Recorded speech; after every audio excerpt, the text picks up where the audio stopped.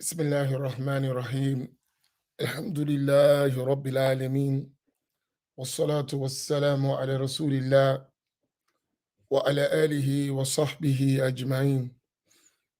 اللهم علمنا ما ينفعنا وانفعنا بما علمتنا وزدنا علما. اللهم لا سهل إلا ما جعلته سهلا، وأنت تجعل الحزن إذا شئت سهلا. سبحانك لا علم لنا إلا ما علمتنا إنك أنت العليم الحكيم. لله تبارك وتعالى. السلام عليكم ورحمة الله تعالى وبركاته. وعليكم السلام to Aminu, Imari, Nisi, Muhammad, Shanice, Abdul Rahman, Shahid, and all those who are coming in. Amar, wa alaikum salam wa rahmatullahi ta'ala wa barakatuh.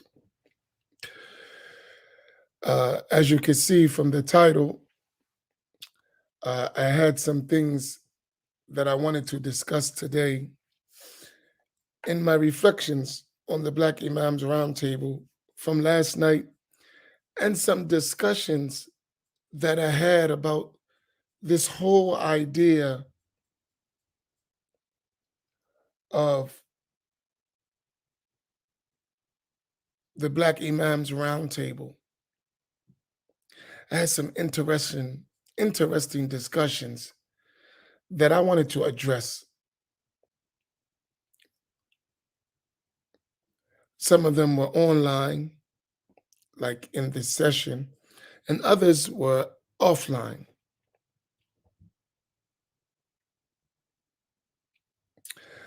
But I had a non-Muslim say to me that I heard y'all Black Imams Roundtable.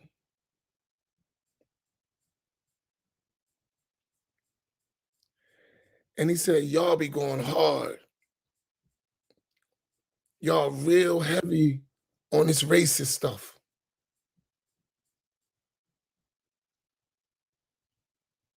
And he was particularly talking about me. He said, man, you going in.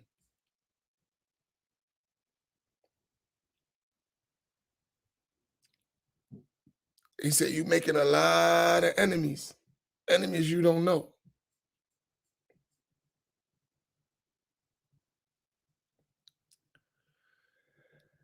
And he said, obviously what you're saying is that deep. And when he said that to me, I thought to myself,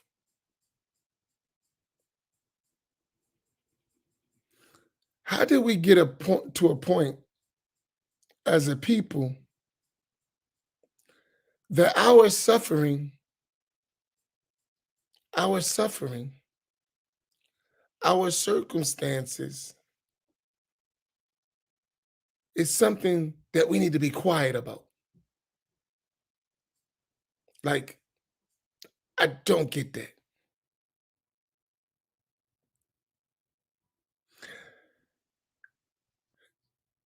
If someone is raising an issue,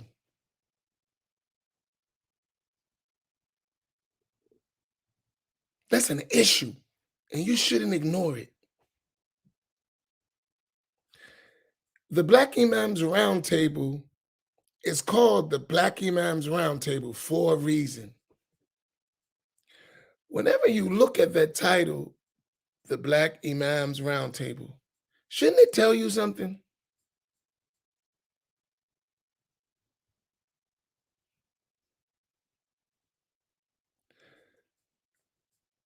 Shouldn't it tell you something? Like, hey, that's called the Black Imams Roundtable.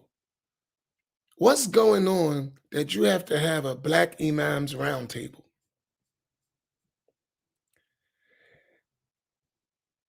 Like, something ain't right. If you looking at it as, why they doing that? Yeah, good question. Why are they doing that? What is going on that makes them feel the need to have a Black Imams Roundtable? Think about that. Since you're asking the question, why are they doing that? Ask yourself that. Why are they doing that? Why they couldn't just have an Imams Roundtable? Why is it a Black Imams Roundtable? That's a good question. Answer it. To yourself, answer that question. Let me ask y'all, why do you think we felt the need to have a Black Imams Roundtable and not just an Imams Roundtable? Why do you think we felt that need? And that's a question I'm asking.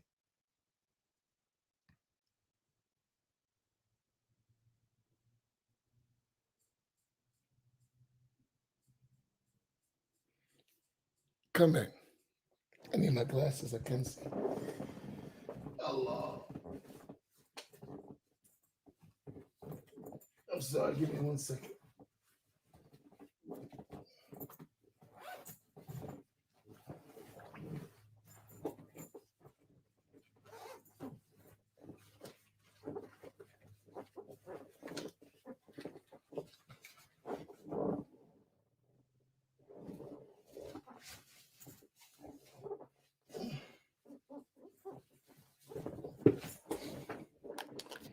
Okay, let me see some of these answers real quick.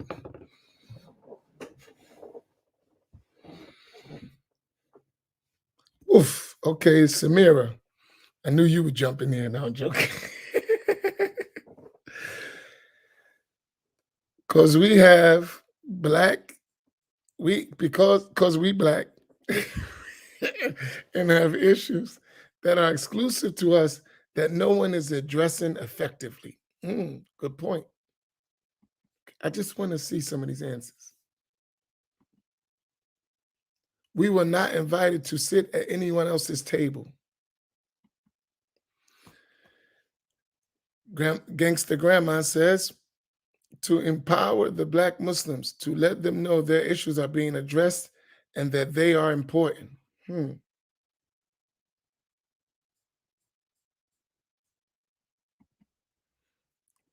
Black Imams Roundtable addresses Black community issues. Look at some of these answers. I mean, as I put them up.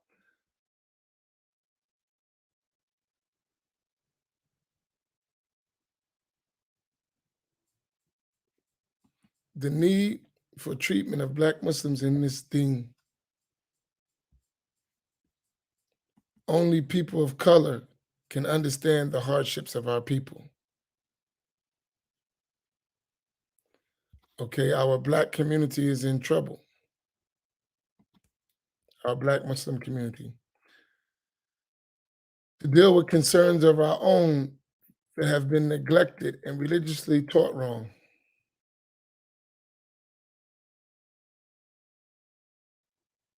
Our issues were not addressed and we were overlooked. Okay. A significant number of Muslims have failed and exploited African American Muslims.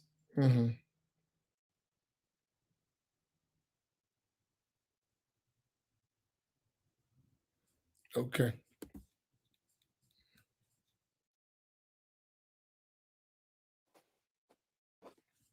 I like this. The Black Imams Roundtable is our safe place to address how to unify, strategize, and mobilize for the betterment of ourselves. Abdurrahman, to help the Black community, to equip us with truths that we have been deprived of, that our foundation to our learning and growing in Islam. The racism in Islam must be addressed now. And this was the issue I raised to one person yesterday. No one says that when the Palestinians scream about their struggle against Israel, no one says that when the Palestinians scream about their struggles against Israel, we Black Muslims have the same issues and struggles as Black people. I said that to one person who asked me the question or was talking about the issue. I said, why is that the case? And they had no answer. Zero. No answer at all. So we discussed all of these things. And this is even a big one, is to send those a message that we are capable to lead our own people.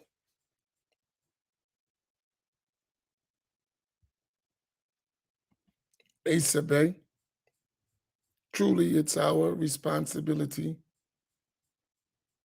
since we know through history that no one will address our issues. So all of these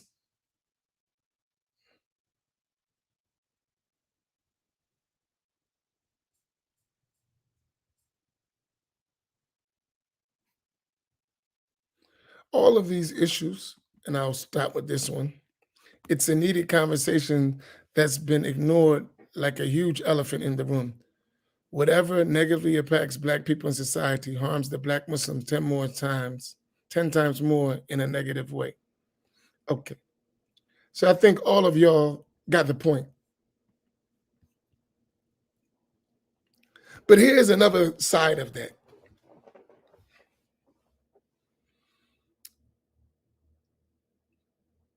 From my side, as one of the imams of the Black Imam Roundtable,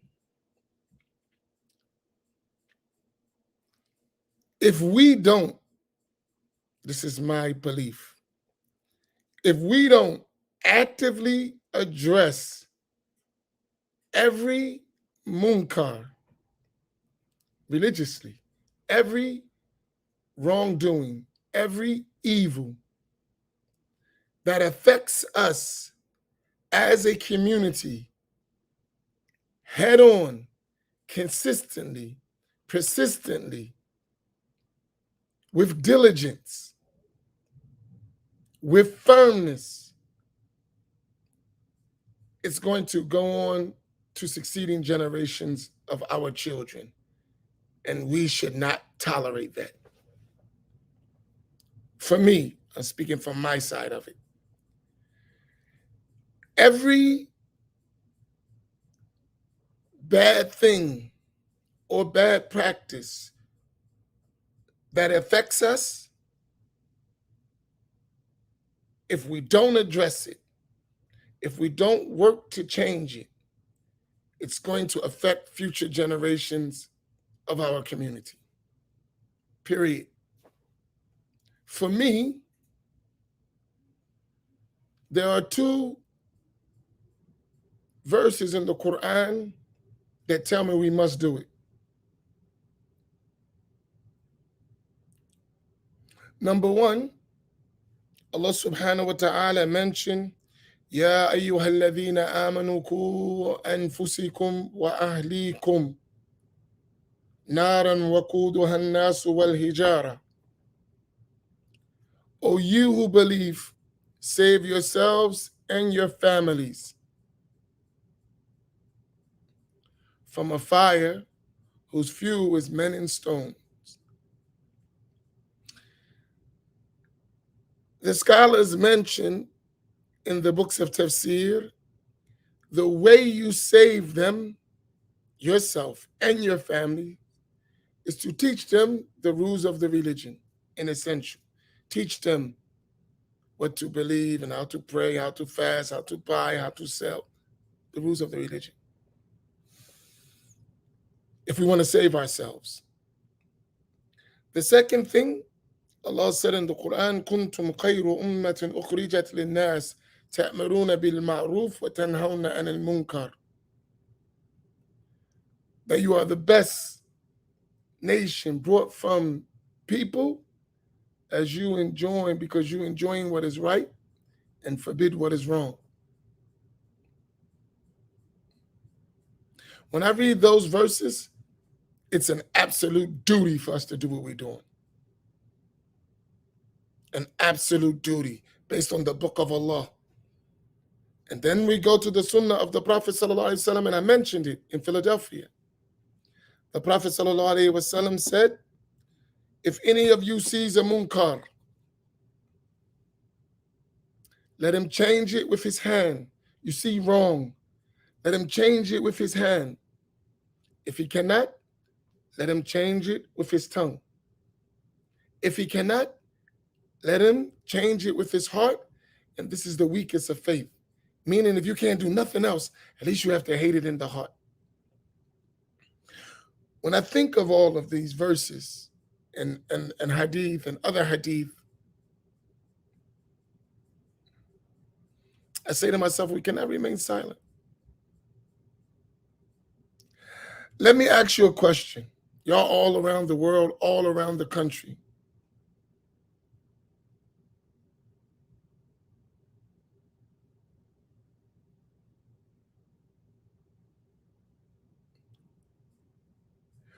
Around the country, do you see an increase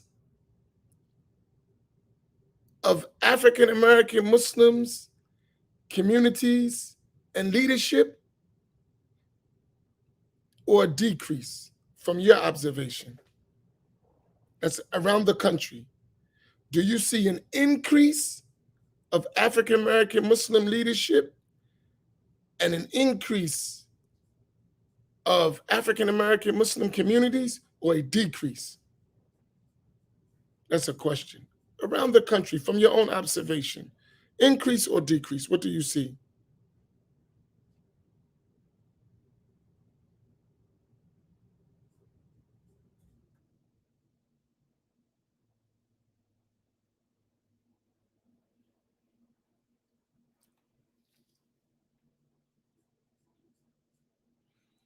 You see an increase, okay.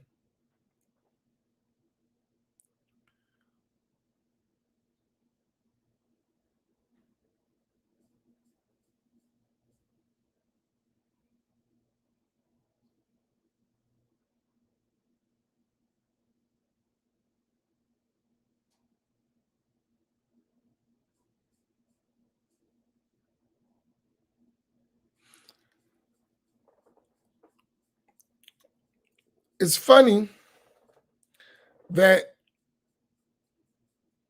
people, do you realize they just had a poll that says there's a severe decrease? They just did a Muslim poll of the Muslim community, all of the community, and they saw the decrease in the African American community. And they actually had a Zoom meeting last week trying to figure out why.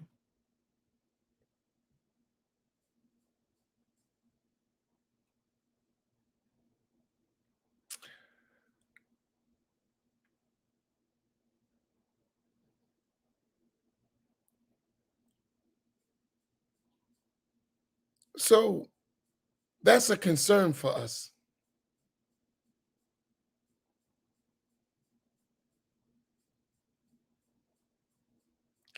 And guess what? I watch and I know some influential people. And I'm telling you, I know some influential people, non-African American Muslims. They're not concerned about the plight of African American Muslims at all. I said it, and they know I say it. If it is a thought, it's a thought that has no action behind it. It's just a thought. So I can't say you don't think about it. Don't say that. I should rephrase that. You don't act upon the thoughts.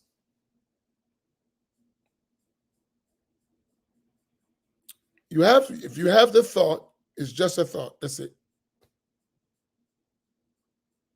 You're not going to do anything about that thought. It's just going to remain a thought.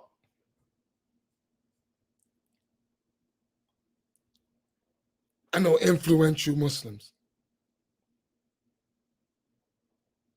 And I'm not talking about money. I'm talking about just da'wah, just teaching the religion. I'm not talking about money. Nothing to do with money. This conversation I'm talking about has nothing to do with money. I'm talking about just religious knowledge. Y'all watch, all of y'all in America, do the Jehovah Witnesses ask you for money? Has any of them old ladies ever knocked on your door and asked you for give me some money? That's a question I wonder. Have y'all ever experienced that? The Jehovah Witness ladies, old ladies, or they come knock on your door and say, give me some money?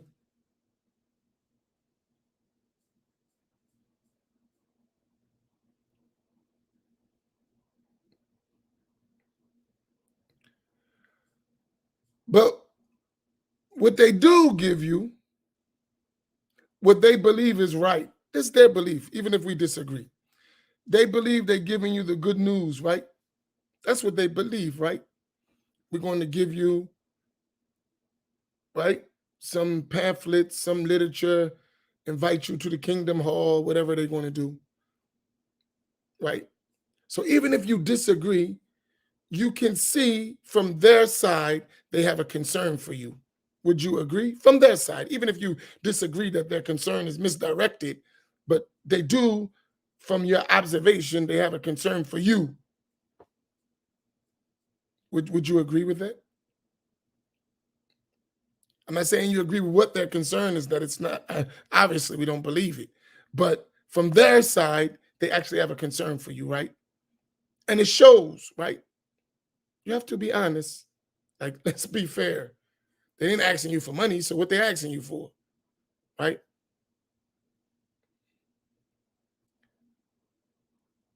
There is something that tells you that they're concerned about you, right?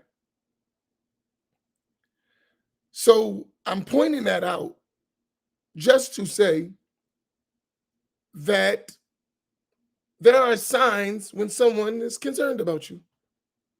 That's it. That's all I'm pointing it out for. No other reason. There are signs, you see them, that someone is concerned about you, right?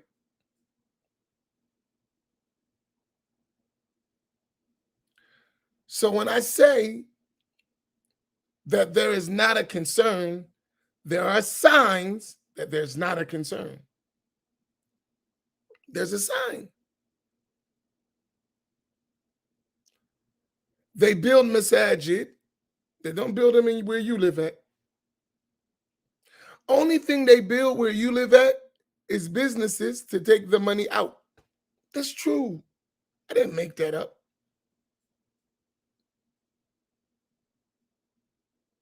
That's true, right?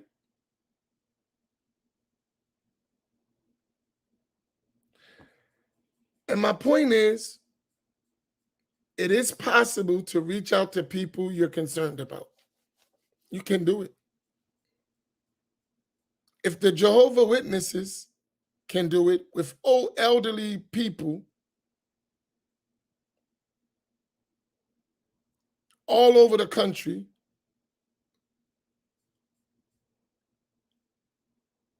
can't we as Muslims do the same thing in the African American community? Can't we?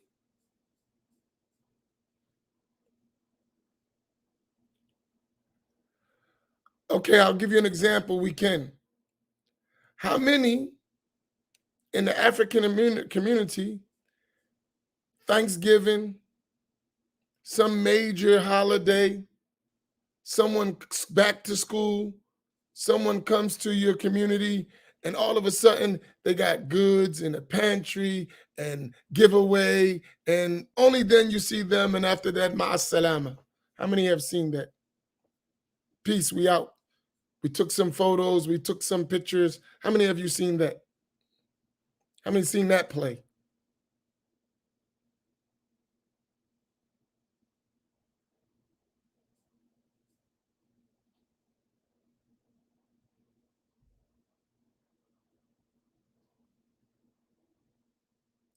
So they do know how to reach into our community.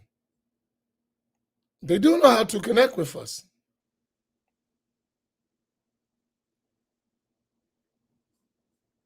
So it's not like you don't know how to do it. So if you don't do it, you know how to do it. We've seen you do it. What should that tell us at the end of the day? It's not like you don't know how.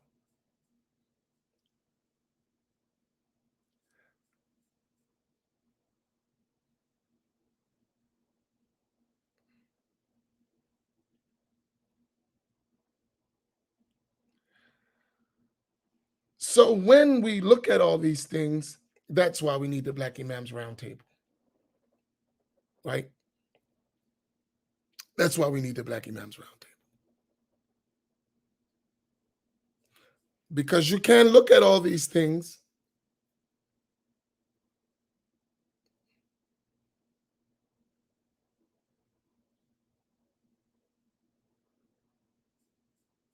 right?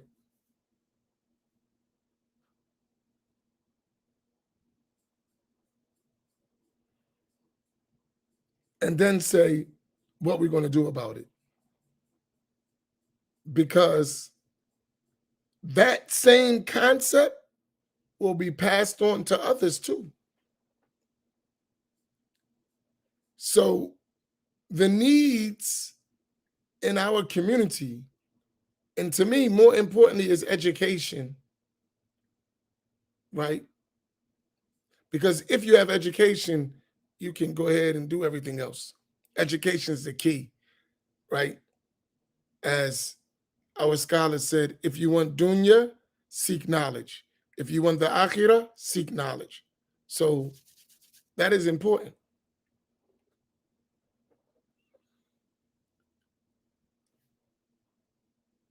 So I wanted to answer that why. Why we talk about all these issues? Because they affect us. And we're going to continue to talk about them till they no longer negatively affect us. And we should, right? And hopefully, inshallah ta'ala, we make an effect on someone's heart and they change, both ourselves and others. For us, as African American Muslims, we need to have a concept of help yourself and work together to do that, to make a better situation for your communities all around the country. You need to do that. For other than the African Americans, you need to be good Muslims and have a good relationship with your fellow Muslims. And stop separating from your other and your fellow Muslims. Because the issue of separation is only mentioned when we mention it and we try to do for ourselves. Now we're separating. But what you fail to realize, the only reason we actually realize the need to separate and do what we have to do is because you never welcome us with real true welcome, with a real true welcome. That's real. People feel it. And I'm not saying exceptions because I know the exception. I personally may not feel that way. That's not reflective of the rest of us. And when you don't see yourself in something, that's not a good picture. It's not a good look. When you can't see yourself in something, that's not a good look. Some stuff I keep to myself, right? But I know some deep stuff. I just keep it to myself. Everything. I know y'all think I just talk. Everything you don't put in public, right? I know some stuff. I've seen some pain. in African American Muslims, and I've seen it pour out in some of the strangest circumstances.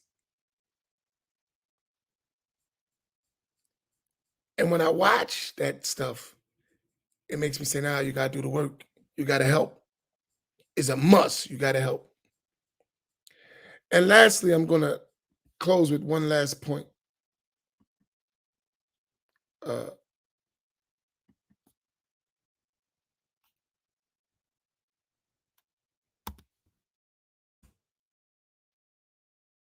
um, hold on one second.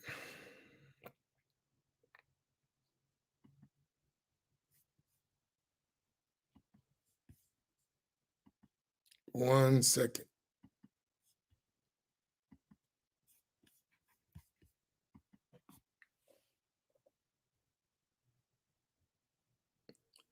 There's also a level of classism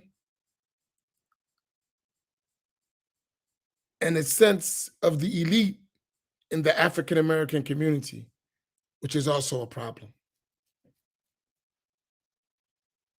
And we're going to address that as well. So, even among the African American Muslims, you have this elite class who's totally disconnected from the grassroots because they're in the pockets of others. That's another issue. That's another issue that needs to be addressed. This concept of we studied, we got the knowledge, and we got acceptance, and we got the connection, so we away from the others. And whenever they do something, it's reflective in their gatherings. Has nothing to do with the grassroots at all. That's a problem. That's a big problem that we need to address with ourselves. That's a problem. To the extent that they actually can't even move themselves without the input of the ones who pay them.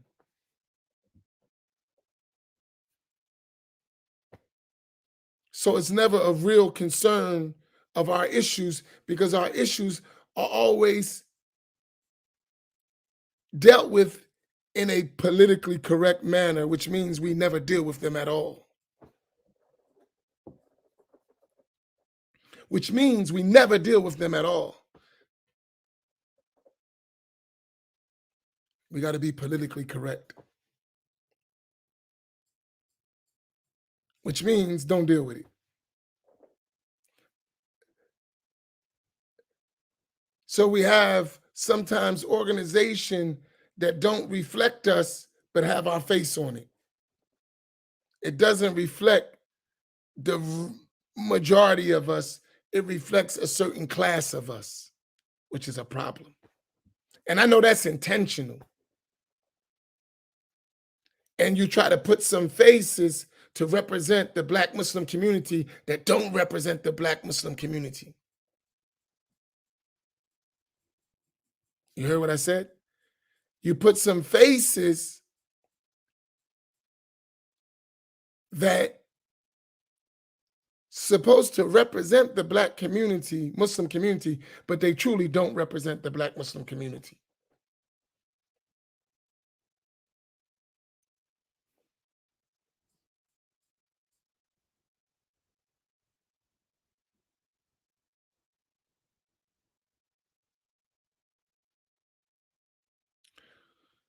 And keep in mind, stop being afraid to be Black. Please put that up. Stop being afraid to be Black. Please put it up just like that. Stop being afraid to be black.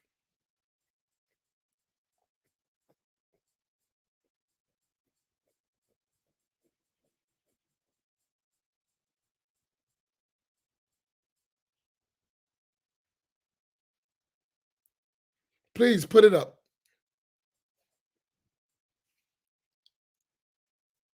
And there's a reason why I want you to put that up. Stop being afraid to be black.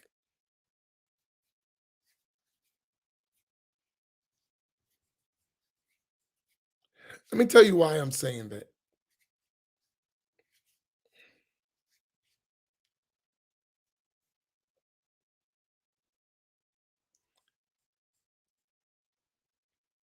You have certain realities that you experience as a black person, period, in America. We live in America. Most of us are living in America. The black experience is the black experience for all of us, no matter who you are.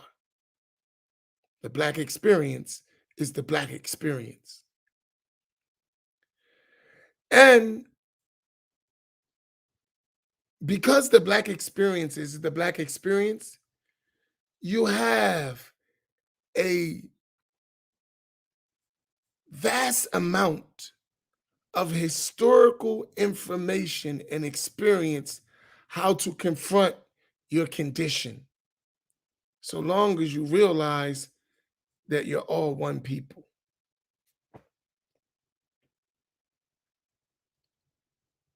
When you leave your blackness, you're leaving all the tools that you need to confront the reality of the black experience. You're leaving them off.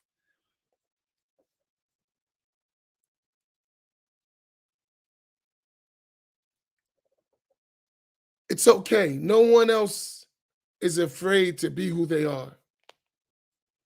It just becomes a standard. And they do it, and they just do it. Yours has to be a little bit more deliberate.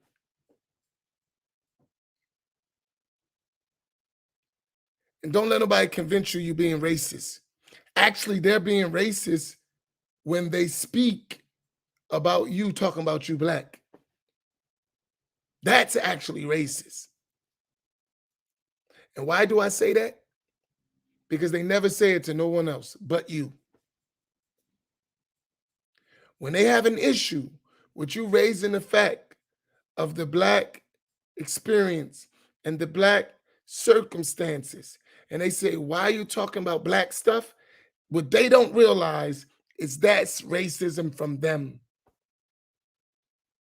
because they never say it to no one else. Never, ever say it to no one else. They'll go to another community, which is all an ethnic background, and they won't say one word. Why everyone in here is of another ethnicity and where are the blacks? They will never say that.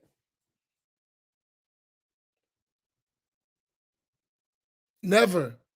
They will never go to a masjid and they hear the dua at the masjid. Oh Allah, help our brothers here, help our brothers here, help our brothers here, help our brothers here. And they will never say, help our brothers in the African American community.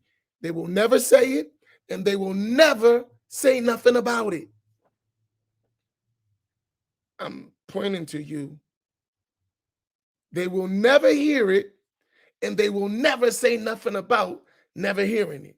They won't go up to the Imam after the khutbah and say, Imam, why you didn't make dua for the African American Muslims who are suffering with all kinds of racism, discrimination, inequality, and education and employment? Why you never make dua for even the black Muslims among them?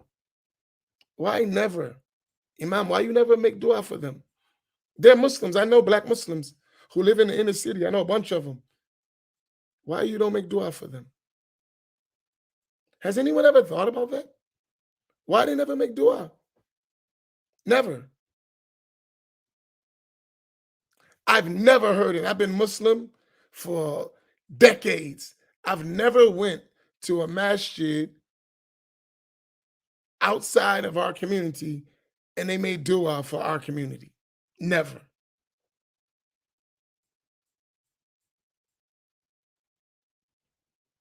Heck, I seen them in our communities and watching what goes on in the community and still don't make dua for our community. And we don't think that's something to be concerned about.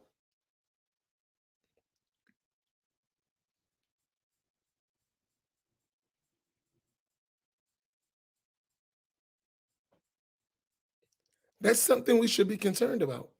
As Muslims, we should be concerned about that.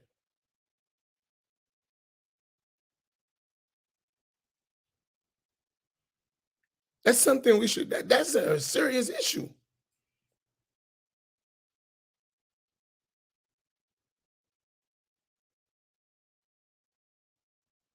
That's a serious issue. So I wanted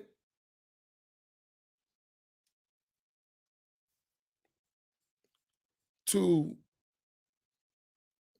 and I'm sorry, I said I was going to stop, but I just want to share something.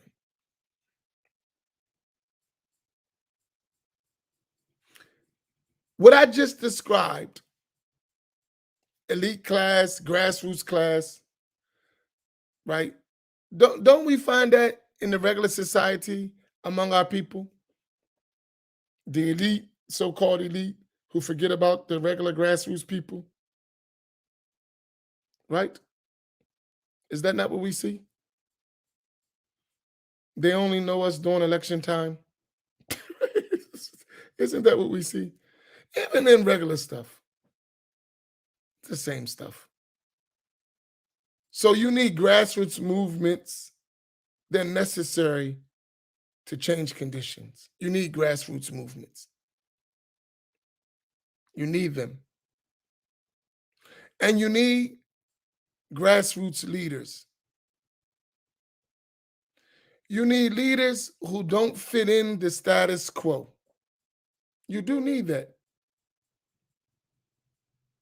You need that.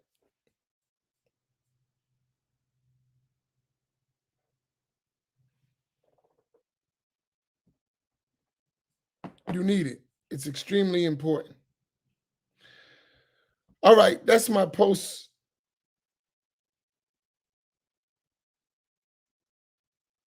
That's my post Black Imams Roundtable thoughts. But I really wanted to address that because a lot of people, it's offensive to me. And let me tell you, and so I don't have to tell you personally, it's offensive to me, especially me, for somebody to come tell me why I'm talking about African American, Black Muslim issues. It's offensive, seriously. So I'm telling you that's offensive.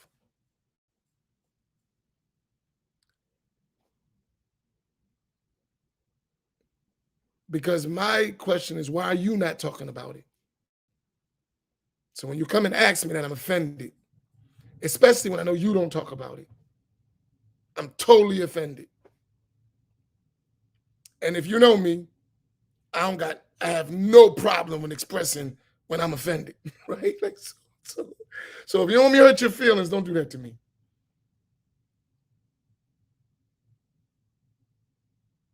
Right? Don't do that to me.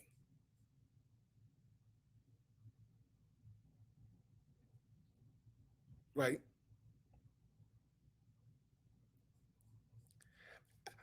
I almost went on one of my teachers about that issue.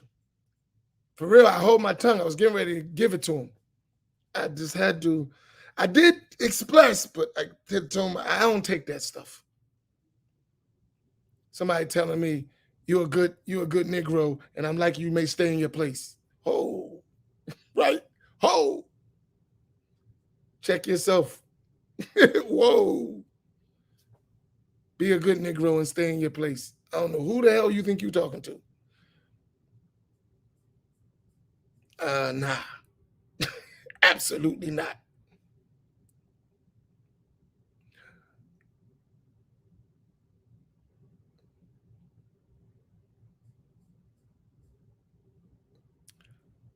And we shouldn't be like that. We shouldn't be like that. So that's my thoughts. May Allah reward you all. We need to get to post-Fajr reflections. Barakallahu bikum. And really, I thank you for your time and your support and your engagement with the Black Imams Roundtable.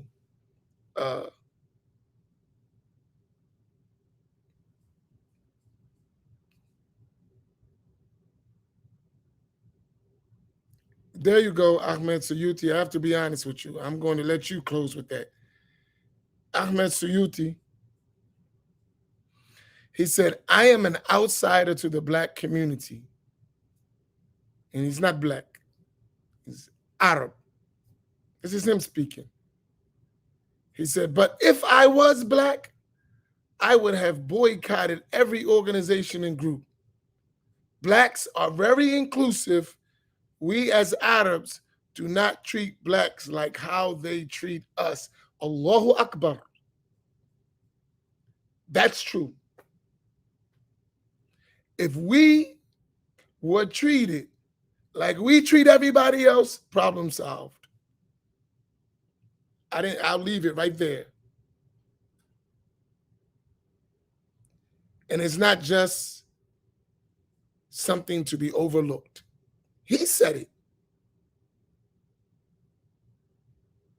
He said it.